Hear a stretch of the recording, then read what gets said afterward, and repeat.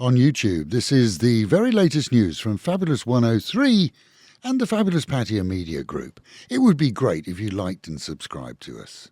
A reprieve for Indian tourists visiting Pattaya as a further investigation of claims that multiple groups were sleeping on the beaches there to avoid hotel bills saw authorities announcing over the weekend that in fact those camping there are for the most part Burmese, who, according to the same officials, say that they may look like Indian nationals but aren't. The issue of overnight beach sleeping has seen multiple complaints, and the checks carried out by police, who were assisted by established Indian nationals, revealed that a considerable amount of garbage is left on the beaches daily. Further, one luckless Ugandan woman was questioned, as many were, only for her to fake a seizure when asked to see her passport. Checks revealed that she'd been here illegally for 2 years without a visa. Her departure for African shores is likely to become speedy once, if and when, she finds the funds to cover fines and flights. A MEDA poll has come to an unsurprising conclusion that most elderly people in Thailand were grateful to the current government for the 10,000 baht social handout given to them. Equally unsurprising is that the funding has prompted most to support the Shinawatra regime. The second of a planned series of payments was doled out just ahead of the recent regional elections, which, despite the welcome reception of the cash, certainly didn't see a landslide for the Pheu Thai party.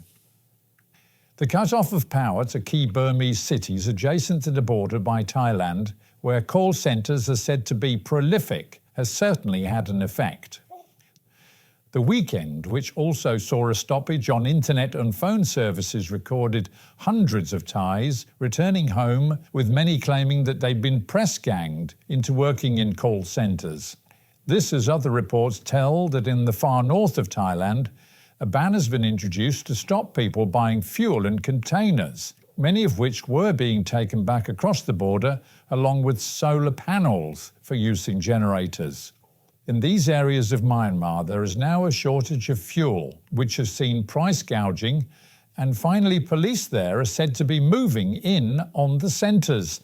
This, as Thaksin Shinawatra, often referred to as the de facto leader of the government here by the Bangkok Post, has called for more arrests, saying that Thailand would happily resume power and net services if and when those centres are closed for good.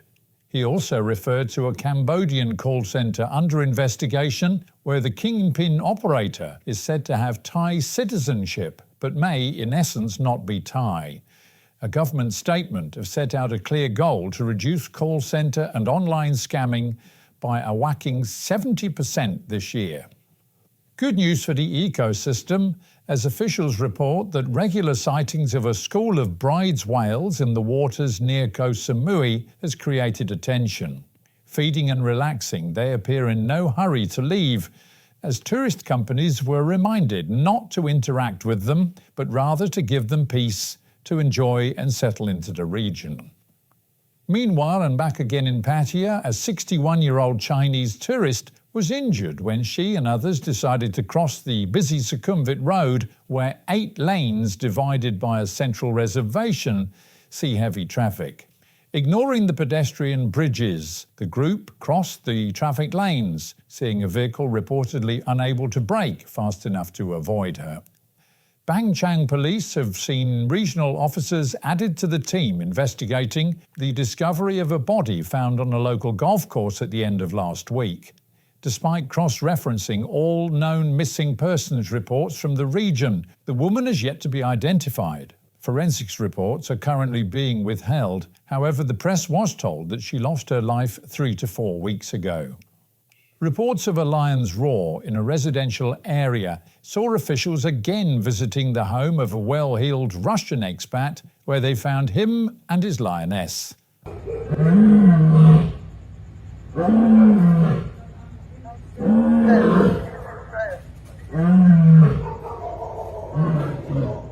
After previous complaints and his penchant for riding the streets in an open-top Bentley, along with the cat, police found that his permits to keep the dangerous animal are in order.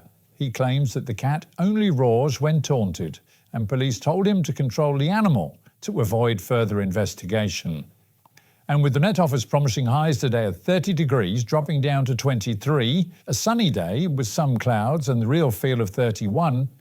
Local and national news today from Fabulous 103 FM and Fabulous Pattaya Media Group. And to get a notification every time we release another bulletin or programme, like and subscribe to our channel, Fabulous Pattaya Media Group, by using the link below.